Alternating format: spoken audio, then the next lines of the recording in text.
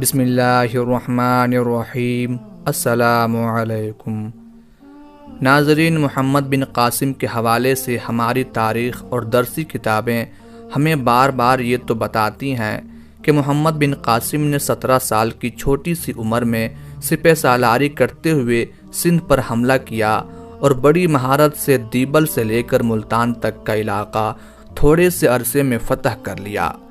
تاہم یہ کتابیں اس حوالے سے مکمل طور پر خاموش ہیں کہ محمد بن قاسم سندھ فتح کرنے کے بعد آخر کہاں گئے، محمد بن قاسم کی موت کب اور کیسے واقع ہوئی، آخر جس انسان نے 17 سال کی عمر میں سندھ فتح کر لیا اس نے باقی زندگی کیسے گزاری، یہی ہماری آج کی ویڈیو کا موضوع ہوگا۔ اور آج ہم آپ کو بتائیں گے کہ محمد بن قاسم کو کس دردناک طریقے سے مارا گیا اور محمد بن قاسم کی عبرتناک موت کا سبب کیا تھا۔ ناظرین، محمد بن قاسم کا پورا نام عماد الدین محمد بن قاسم تھا، جو بنو امیہ کے ایک مشہور اور ظالم سپہ سالار حجاج بن یوسف کے بھتیجے تھے۔ محمد بن قاسم نے 17 سال کی عمر میں سندھ فتح کر کے ہندوستان میں اسلام کو متعارف کروایا۔ ان کو اس عظیم فتح کے باعث ہندوستان اور پاکستان کے مسلمانوں میں ایک مسیحا کا اعزاز حاصل ہے، اور اسی لیے سندھ کو باب الاسلام کہا جاتا ہے، کیونکہ ہندوستان پر اسلام کا دروازہ یہیں سے کھلا۔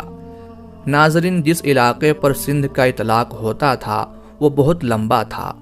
یہ مغرب میں مکران تک، جنوب میں بحیرہ عرب اور گجرات تک، مغرب میں مالوے کے وسط اور راجپوتانے تک، اور شمال میں ملتان سے گزر کر جنوبی پنجاب کے اندر تک وسیع تھا، اور اس تمام تر علاقے کو سندھ ہی کہا جاتا تھا، مگر یہ سندھ 2 حصوں میں تقسیم تھا۔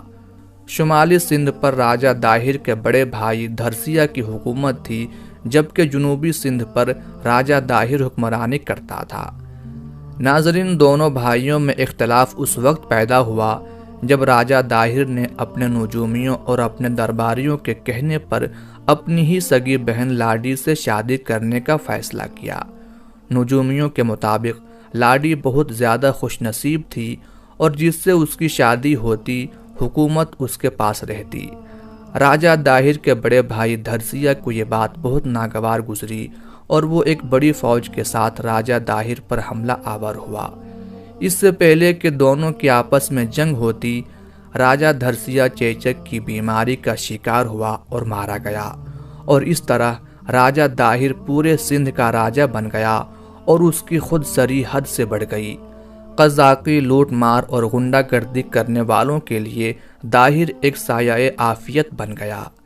ناظرین، یہ ملک سندھ میں بحری قزاقوں، لٹیروں اور سلطنت عثمانیہ کے باغیوں کے لیے ایک محفوظ پناہ گاہ تھا۔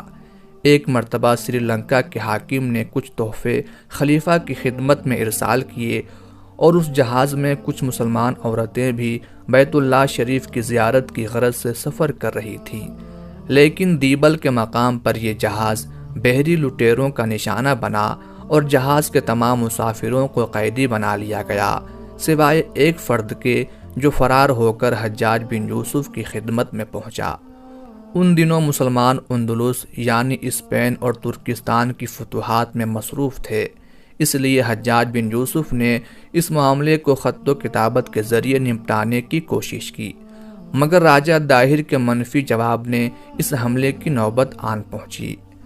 ناظرین، اس حملے کی سرپرستی کے لیے حجاج بن یوسف نے اپنے 17 سال کے بھتیجے محمد بن قاسم کو چنا۔ مسلمان اس وقت سپر پاور کی حیثیت رکھتے تھے۔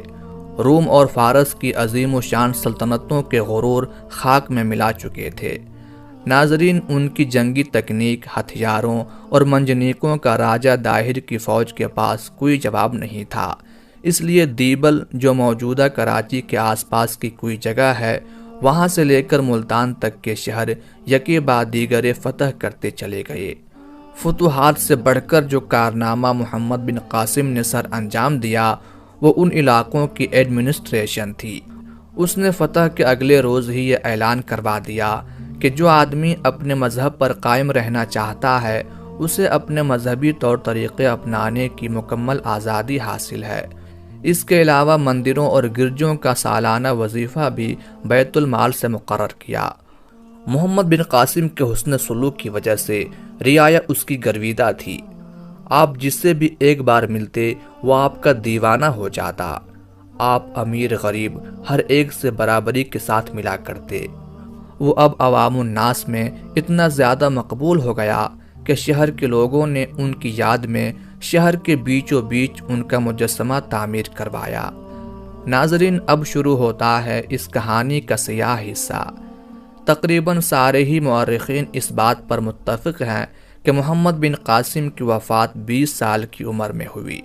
دوسری بات یہ کہ محمد بن قاسم کی موت میدان جنگ میں لڑتے ہوئے نہیں ہوئی اور نہ ہی کسی بیماری کی وجہ سے۔